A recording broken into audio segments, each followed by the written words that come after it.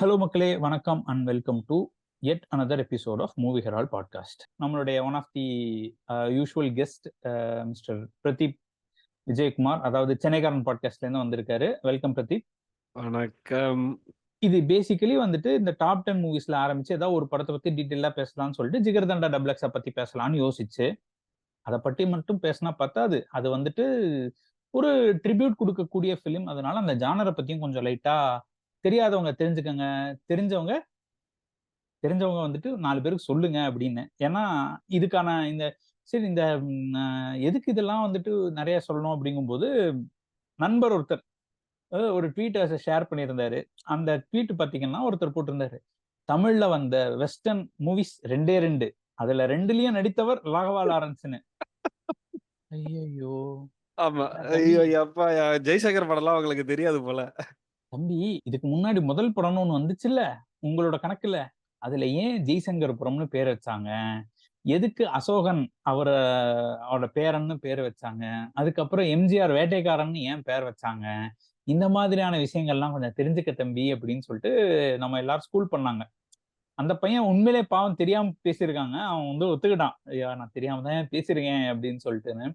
But இருந்தாலும் வந்து பாத்தீங்கன்னு வச்சுக்கோங்களேன், சரி இது வந்துட்டு ஒரு கடமை உணர்ச்சி பங்கி, இதெல்லாம் நமக்கும் கொஞ்சம் தெரிஞ்சது, ஆனா நமக்கே தெரியாம நிறைய இருக்குங்கிறது வேற. பட் நமக்கு தெரிஞ்ச ஒரு 4 படங்களையும் 4 இந்த ஜானர் எங்கேருந்து வந்துச்சு அப்படிங்கிற விஷயங்களையும் ஷேர் பண்ணலாம் அப்படிங்கிறத சொல்லலாம் அப்படின்ட்டு. சரி, இப்ப இந்த வெஸ்டர்ன் அப்படிங்கிறது பார்த்தோம்னாலே கிட்டத்தட்ட ஒரு அமெரிக்கா அப்படிங்கிற ஒரு ஊருக்கு உரித்தான ஒன் ஆஃப் தி ஜானர், அதாவது ஜானர் பிலிம்ஸ்ன்னு சொல்லக்கூடிய விஷயங்கள்ல இந்த வெஸ்டர்ன்ங்கிறது வந்துட்டு ரொம்ப பயங்கரமா வந்த ஒரு படம். அதுதான் வந்த ஒரு ஜானர். ஸோ அதை வந்துட்டு நம்ம தமிழ்லையும் வந்துட்டு அந்த படத்தை பார்த்து இன்ஃப்ளூயன்ஸ் ஆகி அந்த படத்துல வந்துட்டு இன்ஸ்பயர் ஆனவங்க எல்லாம் வந்துட்டு கொடுக்குற ட்ரிபியூட் தான் இந்த படங்கள் எல்லாமே. அதாவது இப்ப நம்ம ரீசன்ட் ஃபிலிம் மேக்கர்ஸ் சொல்லக்கூடிய அந்த 2 படங்கள், ஒண்ணு வந்துட்டு இரும்புக்கோட்டை முரட்டு சிங்கம், இது வந்துட்டு மோர் தென் வெஸ்டர்ன் மூவிஸ்க்கான ஒரு ட்ரிபியூட்ன்றதை தாண்டி அது வந்து ஒரு மல்டி இதுன்னு தான் சொல்லணும். அந்த லைன் காமிக்ஸ், அந்த காமிக்ஸ்ல நம்ம பார்ப்போம்ல, அதுக்கான ட்ரிபியூட்டும் இருக்கும். அதே நேரத்துல இந்த டெக்னிக்கலா நம்ம ஒரு வெஸ்டர்ன் மூவி, ஒரு ட்ரெஷர் ஹண்ட், அந்த ட்ரெஷர் தேடி போறது, அந்த மாதிரியான படங்களுக்கான ட்ரிபியூட்டுமே இருக்கும். ஸோ அது மாதிரி ஒரு விஷயம் பண்ணியிருந்தாங்க. இந்த படம் வந்து பாத்தீங்கன்னா ஜிகர்தண்டா டபுள் எக்ஸ்ங்கிறது வந்துட்டு ஒரு ப்ராப்பர் வெஸ்டர்ன் ட்ரிபியூட் அப்படின்னு சொல்லிட்டு சொல்லலாம். அது வந்துட்டு ஒரு சட்டேரிக்கல், அது ஒரு காமிக்கல் ட்ரிபியூட் அப்படிங்கிற மாதிரி, ஒரு ஸ்பூஃபுக்கும் ட்ரிபியூட்டுக்கும் நடுவுல டிராவல் பண்ணி போற படமா தான் இரும்புக்கோட்டை முரட்டு சிங்கம் இருந்துச்சு. ஸ்பூஃப் படம் தான் இல்ல, ஆக்சுவலா ப்ராப்பர் ஸ்பூஃப் படம் அது. கரெக்ட். ஏன்னா கடைசியில டுவர்ட்ஸ் கிளைமேக்ஸ் வந்துட்டு டாக்டர் ஜோன்ஸ் இங்க வந்திருக்காரு அப்படின்னு சொல்லிட்டு சொல்லுவாங்க. அதெல்லாம் அல்டிமேட்டுங்க. அதுல எல்லா சின்ன எனக்கு பர்சனலி நான் நிறைய இடங்கள்ல சொல்லிக்கிட்டு இருக்கேன். எனக்கு பர்சனலா ஒரு டைரக்டர், இவர் தான் உங்களுடைய ஆதர்ஷ டைரக்டர்னு சொன்னா நான் இன்னைக்குமே சொல்லக்கூடியது வந்து இவர் சிம்புதேவன். ஏன்னா ஒரு காலத்துல வந்துட்டு புலிகேசி வந்து எல்லாருமே வந்துட்டு வடிவேலு ஹீரோவா நடிச்சிருக்காருன்னு பார்த்தப்ப இந்த ஒரு கும்பல் மட்டும் வந்துட்டு நாங்க வந்து சிம்புதேவனுக்காக பார்த்தோம் அப்படின்னு சொல்லுவாங்க. ஏன்னா ஒரு அந்த சின்ன வயசுல இருந்து நான் அந்த வீடன்ல வந்துட்டு புலிகேசி காமிக்ஸ் படிச்சு அதெல்லாம் கட் பண்ணி ஒரு இடத்த சேர்த்து வச்சிருந்தேன். அது எங்கேயோ வெள்ளத்துல அடிச்சு போச்சுன்னு வச்சுக்கோங்களேன். அந்த புலிகேசி கேரக்டர் வந்து அவ்வளவு பிடிக்கும். ஸோ அவர் சிம்புதேவனுக்காக அந்த படம் பார்க்கணும்னு சொல்லிட்டு, அந்த சின்ன வயசுல நமக்கு அப்ப தெரிஞ்ச ஒரு கேரக்டர் வருது அப்படிங்கும்போது எழுதினவரே தான் கொண்டு வந்திருக்காரா அப்படின்ற ஒரு விஷயமும் சொல்லியிருந்தாங்க. ஸோ அப்ப அவருக்காக பார்த்தது. ஸோ அதனால எனக்கு பர்சனலி சிம்புதேவன் கொஞ்சம் பிடிக்கும். ஓகேங்களா? அதனால நான் அந்த அவருடைய அப்ரோச்ல வந்துட்டு அவர் எல்லாமே ஒரு ஒரு சின்ன ஒரு அது ஸ்பூஃப் பண்ணிட்டான் பண்ணுவாரு. அது புலிகேசிலேயே வந்துட்டு எல்லா ட்ரோப்ஸையுமே வந்துட்டு நல்லா வச்சு செஞ்சு விட்டுருப்பாரு. அது மாதிரி வந்துட்டு அந்த வெஸ்டர்ன் அப்படிங்கிற ஒரு ட்ரோப் வந்துட்டு நல்லா ஒரு நல்ல ஸ்பூஃபா கையாண்டிருப்பாரு. அந்த படம் எனக்கு பிடிச்சிருந்துச்சு. பட் இது வந்து பாத்தீங்கன்னா ஒரு ப்ராப்பர் ட்ரிபியூட் அப்படின்னே நான் சொல்லலாம். ஆமா. ஸோ இந்த படத்தை பத்தி உங்களுடைய எண்ணங்களை ஃபர்ஸ்ட் நீங்க ஷேர் பண்ணுங்க. ஏன்னா ஆரம்பிச்சதுல நான் பேசிக்கிட்டே இருக்கேன். ஓகே. ஸோ ஆக்சுவலா ஜிகர்தண்டா டபுள் எக்ஸை பொறுத்த வரைக்கும் நீங்க சொன்ன மாதிரி தான் it's a proper tribute. And எஸ்பெஷலா ட்ரிபியூட்னு சொல்றப்ப வந்துட்டு கிளின்ட் ஈஸ்ட்வுட் வெஸ்டர்ன் சினிமாக்கள்ல நடிச்ச படங்கள், எஸ்பெஷலா வந்து டாலர் ட்ரைலாஜிக்கு வந்துட்டு இவர் கொடுத்த ஒரு ட்ரிபியூட்டா நான் பாக்குறேன். இந்த படத்தை பத்தி நான் சொல்லணும் அப்படின்னா, அகைன் அந்த டிபிக்கல் வெஸ்டர்னோட ட்ரோப்ஸை தான் வந்து அது எங்க கையாண்டிருக்காங்கன்னா டுவர்ட்ஸ் செகண்ட் ஹாஃப்ல தான் வந்துட்டு அந்த ப்ராப்பர் வெஸ்டர்ன் படமா வந்து மூவ் ஆகும். அது வரைக்கும் வந்து படம் ஏதோ ஒரு கோணத்துல தான் வந்து போயிட்டு இருந்த மாதிரி நான் ஃபீல் பண்ணிட்டு. அகைன் ஐ அண்டர்ஸ்டாண்ட் அவருக்கு வந்து ஏதோ ஒரு அந்த செட்டப் வந்து பண்ணணும் அப்படின்றதுனால அவங்க யோசிச்சிருக்காங்க. அது எல்லாமே வந்து புரியுது. But it was not that interesting. Apart from ஒரு சில போர்ஷன்ஸை தவிர்த்து ஃபர்ஸ்ட் ஆஃப் வந்து it was not that interesting. S J. Suryah character வந்துட்டு அவரை கொல்றதுக்காக வந்து ஒரு 48 தடவை ட்ரை பண்ணுவாங்கன்னு சொன்னாங்க இல்லையா? ஸோ இது எல்லாத்தையுமே வந்து கட் பண்ணிட்டு அந்த 48 தடவை ட்ரை பண்ணதை ஒரு 2 தடவை காட்டியிருந்தா கூட வந்து ஃபர்ஸ்ட் ஆஃப் வந்து எப்படி சீக்கிரமா முடிஞ்சிருக்கும். ஓகே, இவர் வந்து இவ்வளோ ட்ரை பண்ணியிருக்காரு, எதுவும் நடக்கல, அதனால வந்து இவர் வந்து அடுத்த ஸ்டெப் போறாரு அப்படின்ற மாதிரி ஏதாவது இருக்கும். பட் ஸோ அந்த ஒரு இம்பாக்டே இல்லாத மாதிரியான ஒரு ஃபீல் இருந்தது. அண்ட் அந்த ஒரு சின்ன ஒரு ஃபிளாஷ்பேக் மட்டும்தான் வந்து இது கிளாடிஸுக்கு வந்து கொடுத்துருப்பாங்க. ஏன் வந்து அவர் வந்து இப்போ why he is what he is அப்படின்றதுக்கு வந்து ஒரு சின்ன ஒரு ஃபிளாஷ்பேக் மட்டும் தான் கொடுத்துருப்பாங்க. அது என்னதான் ரொம்ப உணர்ச்சிபூர்வமா இருந்தாலும் அதை வந்து இன்னும் கொஞ்சம் ஃப்ளஷ் அவுட் பண்ணியிருக்கலாம் அப்படின்ற மாதிரி தோணுச்சு எனக்கு. அண்ட் கிளாடிஸோட அப்பா கேரக்டர் வந்து ஒன்று இருக்கும். அவர் வந்து ஒரு மாதிரி ஏதோ ஒரு யோசனையிலேயே இருப்பாரு. நீங்க படம் முழுக்க வந்து பார்த்துட்டு இருக்கிறப்போ வந்துட்டு ஏதோ ஒரு யோசனையிலேயே இருப்பாரு. ஸோ அது வந்து அகெயின் செகண்ட் ஹாஃப்ல வந்து ஒரு இடத்துல வந்து தான் வந்து அந்த அந்த அதுல இருந்து அவர் மீண்டு வருவாரு. ஸோ படம் எல்லாருமே பார்த்துருப்பாங்க இப்போதைக்கு. So correct. அவருக்கு என்ன ஆயிடுச்சு அப்படின்னா அந்த ஒரு பர்டிகுலர் இன்ஸ்டன்ஸ்லயே வந்து அவர் ஸ்டக் ஆயிட்டாரு அப்படின்றது வந்து எல்லாத்துக்குமே புரியாது. ஸோ அவர் வந்து ஏன் அந்த இன்ஸ்டன்ட்ல ஸ்டக் ஆனாரு அப்படின்ற அந்த எமோஷனலான விஷயங்கள் வந்து நமக்கு இன்னும் ஃப்ளஷ் அவுட் பண்ணியிருக்கலாம் அப்படின்றது என்னுடைய கருத்து. ஆனா செகண்ட் ஹாஃப் தான் வந்து ப்ராப்பரான ஒரு வெஸ்டர்ன் படத்தோட வெஸ்டர்ன் ஜான்ருக்கே உண்டான ஒரு ப்ராப்பரான விஷயம் வந்து செகண்ட் ஹாஃப்ல தான் வந்து அவங்க பண்ணியிருப்பாங்க. And correct. அந்த இதுல வந்து அகெயின் அதுலயுமே வந்து உங்களுக்கு வந்து எஸ்.ஜே. சூர்யா கேரக்டரோட மோட்டிவ் மட்டும்தான் இருக்குமே தவிர ராகவா லாரன்ஸை பொறுத்த வரைக்கும் வந்து ஒரு படம் எடுக்க போறோம் அப்படின்றது மட்டும்தான் வந்து இருக்கும். அண்ட் 2 பேருக்குமே வந்துட்டு இது இப்படி வந்து டர்ன் அவுட் ஆகும் அப்படின்றது 2 பேருமே யோசிக்கல. ஸோ எப்படி சொல்றது? ஸோ அதான் செகண்ட் ஹாஃப்ல தான் வந்துட்டு இந்த ப்ராப்பரான அந்த வெஸ்டர்ன் ட்ரிபியூட் வந்து பார்த்த மாதிரி நான் ஃபீல் பண்ணேன். அண்ட் இது வந்து ஒரு சினிமாவுக்கேவான ஒரு ட்ரிபியூட் அப்படின்னு வந்து சொல்றது வந்து என்னால ஒரு சதவீதம் கூட ஒத்துக்க முடியாது. ஜிகர்தண்டா ஃபர்ஸ்ட் பார்ட் வந்து தான் ப்ராப்பரா சினிமாவுக்கான ஒரு ப்ராப்பரான ட்ரிபியூட்டா வந்து நான் சொல்லுவேன். இது வந்து ஒரு வெஸ்டர்னுக்கான ட்ரிபியூட் மட்டும் தான். It is not tribute to cinema அப்படின்னு சொல்லு. ஸோ அவங்க வந்து அந்த சினிமாவோட பவர்ஃபுல்னஸை வந்து டுவர்ட்ஸ் அ கிளைமேக்ஸ் மட்டும் தான் யூட்டிலைஸ் பண்ணியிருப்பாங்க. That does not make you know அந்த படத்தை மொத்த படமே வந்துட்டு சினிமாவுக்கான ஒரு ட்ரிபியூட் அப்படின்றது நம்ம சொல்றது வந்து ரொம்ப ஒரு ஒன் டைமென்ஷனலான இல்ல ஒரு புரிஞ்சுக்காத ஒரு கமெண்டா வந்து நான் பாக்குறேன். ஓகே. கோபால். இல்ல இப்ப நீங்க சொல்ற ஒரு சில பாயிண்ட்ஸ் வந்துட்டு நான் அப்சல்யூட்லி ஒத்துக்கிறேன். ஏன்னா அது வந்து சினிமா அப்படிங்கிறத தாண்டி ஒரு மீடியம், அந்த ஒரு மூவிங் இமேஜஸ்க்கான ட்ரிபியூட்டா தான் நம்ம எடுத்துக்க முடியும். Because it can be a documentary, it can be a television news, எதுவா இருந்தாலும் அந்த இமேஜ். அதாவது அவர் இன்டர்வியூஸ்ல கூட ஒரு இடத்துல சொல்லியிருப்பாரு. அதாவது இந்த மாதிரி நடந்துட்டு இருக்கிறது வந்துட்டு ரெகுலரா நடக்கிறது தான். அந்த ரெகுலரா நடக்கிற இடத்துல ஒருத்தன் கேமரா வச்சு அதை பிடிச்சு ஒரு இடத்துல காட்டுறான் அப்படிங்கும்போது என்ன நடக்கும் அப்படிங்கிறது தான் நான் வந்துட்டு ஒரு விஷயமா பண்றேன்.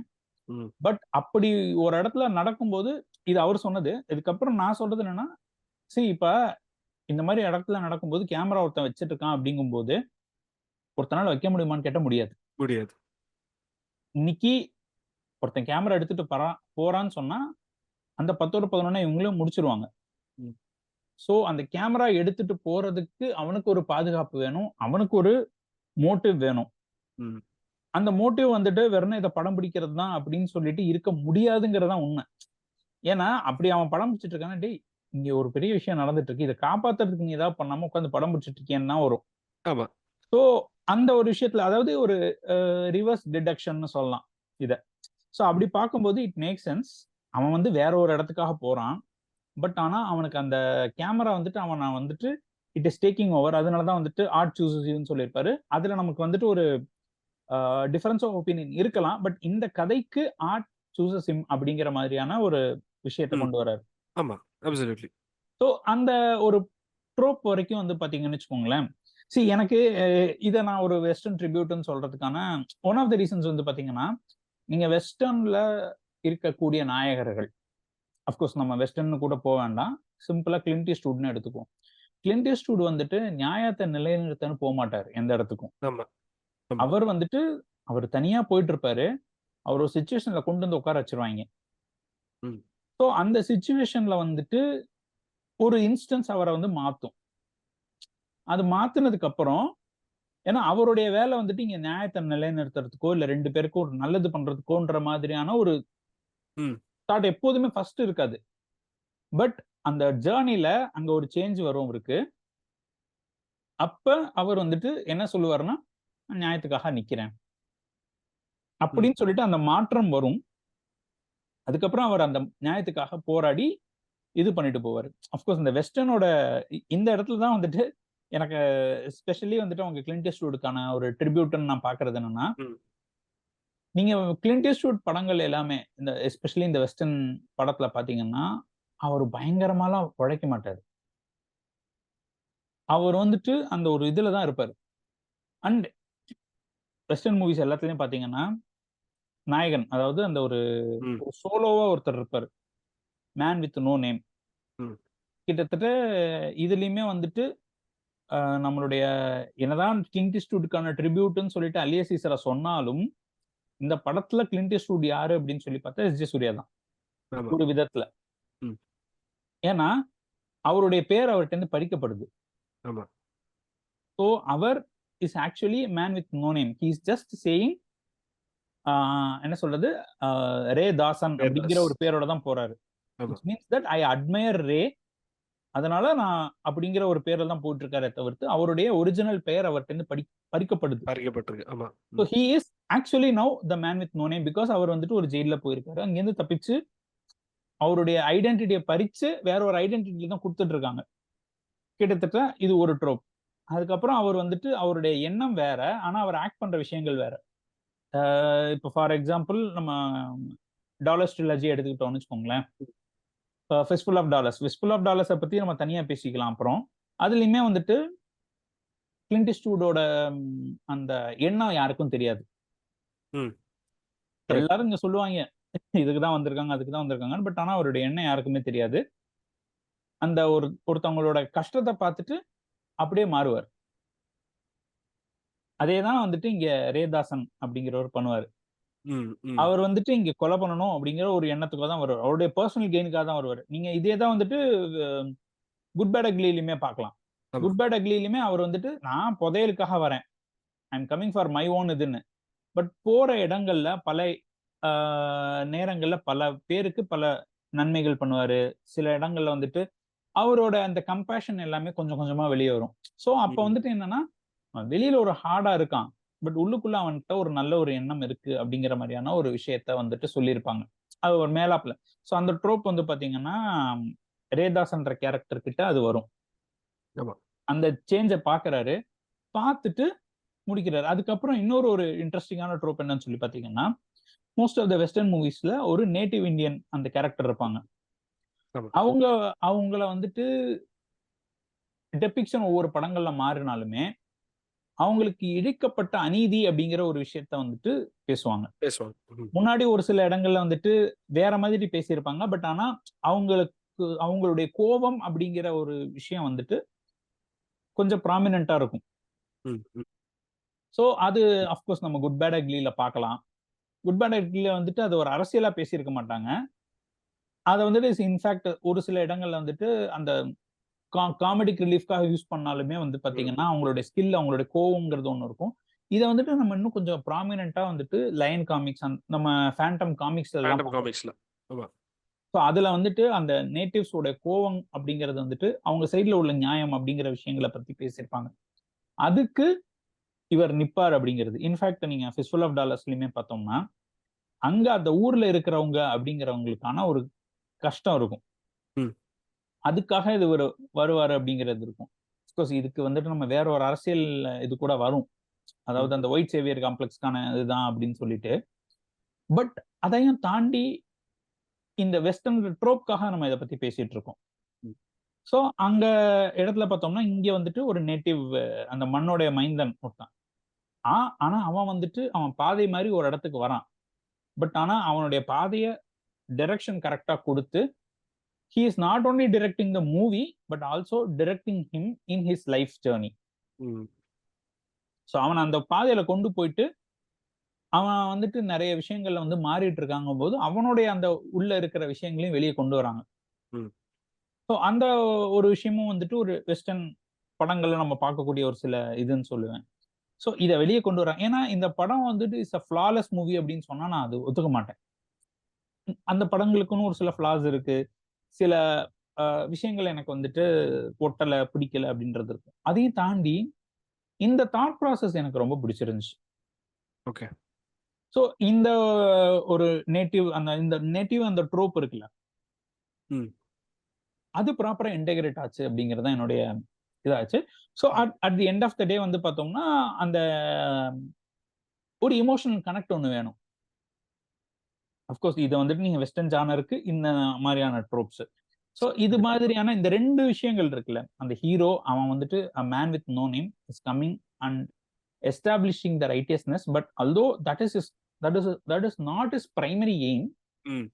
is coming and doing it அப்படிங்கிற ஒரு விஷயத்த வந்துட்டு ரொம்ப அழகாவே அதான். ஸோ இப்போ நீங்க அதாவது நீங்க சொல்றத வச்சு யோசிக்கிறப்போ வந்து ரேதாஸ் எப்போ சீனுக்குள்ள வராரோ அப்ப இருந்து தான் வந்துட்டு it becomes kind of a western tribute அப்படின்னு நம்ம சொல்லலாம். கரெக்ட்.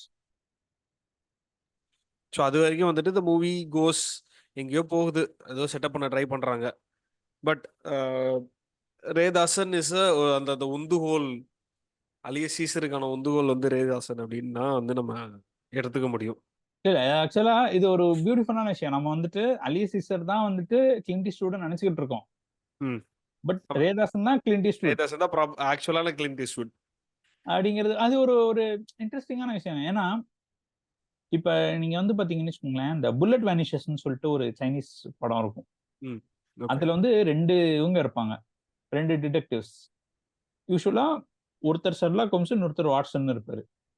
இங்க 2 பேருமே வந்துட்டு ஷெர்லாக் ஹோம்ஸா இருந்தா எப்படி இருக்கும் ம். அப்படின்ற மாதிரி போகும். அதுக்கப்புறம் அது ஒரு வேற ஒரு ட்விஸ்ட் கொண்டு வருவாங்கன்னு வச்சுக்கோங்களேன். பட் இங்க வந்துட்டு யாரு செகண்டரி நம்ம நினைச்சிட்டு இருக்கோமோ அவன் செகண்டரி இல்ல. ம். although யூசுவலா அந்த final fight out, shoot out அப்படின்னு ஒரு விஷயம் வரும். ம். ம். அந்த ஷூட் அவுட்ல எப்போதுமே வந்துட்டு கிளின்ட் ஈஸ்ட்வுட் ஜெயிச்சிருவாரு. ஆமா. ஆனா இந்த படத்தை பொறுத்த வரைக்கும் நம்ம இனிஷியலா கிளின்ட் ஈஸ்ட்வுட் நினைச்சிட்டு இருக்கிற ஒருத்தர் ஃபைனல் ஷூட் அவுட்ல இறந்துருவாரு. தோத்து போறாரு. ம். கிட்டத்தட்ட நீங்க அந்த இது பாத்தீங்கன்னா ஒரு ஷூட் அவுட் சீன் தான் அது. ஆனா என்னன்னா இந்த சைடுல இருக்கிற யார்ட்டையும் துப்பாக்கி இருக்காது. நீங்க ஷூட் அவுட்ல ஒருத்தனை ஒரு ஆமா. இதை ஜெயிக்க முடியும் அப்படிங்கிறது இல்ல அப்படிங்கிற ஒரு விஷயத்த சொல்லுவாரு.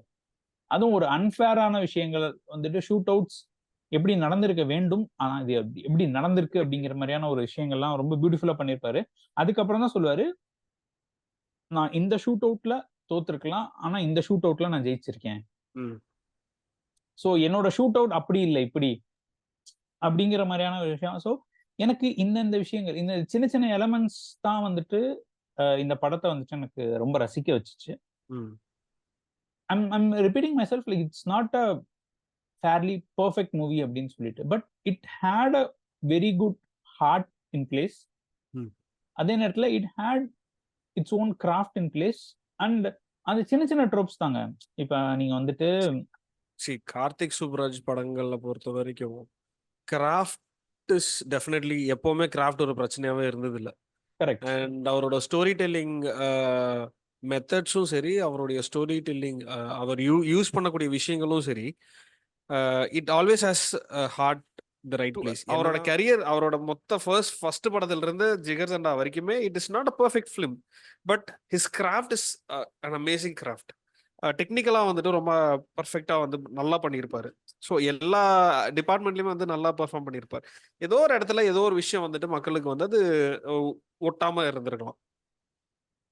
பட் யா அதான் சொல்றேன்ல, இதை தாண்டி வந்துட்டு நம்ம வந்துட்டு ஓவரால் ஒரு பெர்ஃபெக்ட் ஃபிலிம்ன்றத பார்க்காம ம். அவருடைய நெறைய விஷயங்கள் எனக்கு எனக்கு ரொம்ப பெர்சனலி பிடிச்சிருந்தது வந்து இந்த சின்ன சின்ன ட்ரோப்ஸ் நான் உங்களுக்கு மென்ஷன் பண்ணேன்ல. ம். ஸோ இந்த சின்ன சின்ன ட்ரோப்ஸ் தான் வந்துட்டு அந்த படத்த வந்துட்டு ஒரு நல்ல வெஸ்டர்ன் ட்ரிபியூட்ன்னு சொல்லிட்டு ஆ சிம்புதேவன் பண்ணது ஒரு எக்ஸ்ட்ரீம். ம். அதே நேரத்துல இவர் பண்ணது இன்னொரு எக்ஸ்ட்ரீம். இது 2மே வந்துட்டு without understanding the western genre உங்களால பண்ண முடியாது. ஆமா. ஸோ நீங்க வெஸ்டர்ன் படங்கள பார்த்துட்டு அத ஏப் பண்ண ட்ரை பண்ணோம் அப்படின்னு சொன்னோம்னா, அது வேற மாதிரி வந்து விழுகும். ம். இன்ஃபாக்ட் நம்ம கரி வெஸ்டர்ன்னு சொல்லிட்டு ஜெய்சங்கர வச்சு பண்ணின படங்கள் கூட, அந்த ட்ரோப்ஸ் அதாவது சும்மா அந்த காஸ்டியூம்ன்றத தாண்டி அந்த ட்ரோப்ஸ் எடுத்திருக்காங்க. ம். அந்த ட்ரோப்ஸ், அந்த செட்டப் இது எல்லாமே அவங்க வந்துட்டு அவங்க வந்துட்டு ஒரு ரெப்ளிகேட் ரெப்ளிகேட் பண்ண ட்ரை பண்ணியிருக்காங்க. ஆமா. அதுதான் அது ஒரு அண்டர்ஸ்டாண்டிங். அத தாண்டி சில விஷயங்கள நம்ம ஆட் பண்றோம். அது மூவி செல் பண்றதுக்காக. அந்த விஷயத்துல நம்ம எந்த ஒரு விஷயமும் சொல்லக்கூடாது. பட் ஏன்னா, அந்தந்த காலங்கள்ல அந்தந்த மக்கள் எப்படி விரும்புறாங்க, எந்தெந்த மாதிரியான விஷயங்கள புதுசா கொண்டு வர ட்ரை பண்றோம், அப்படிங்கிறது வந்துட்டு இட்ஸ் அ பிரில்லியன்ட் வொர்க்ன்னு சொல்லுவேன். ஏன்னா, இந்த மாதிரியான சின்ன சின்ன விஷயங்கள் நம்ம அண்டர்ஸ்டாண்ட் பண்ணி சொல்லும்போது தான், another way to approach movies அப்படிங்கிறது ம். வந்துட்டு வாங்க, புரியும். வாங்க, வாங்க. இத்துடன் தாராளமா. இந்த எபிசோட் இனிதே நிறைவேறுகிறது.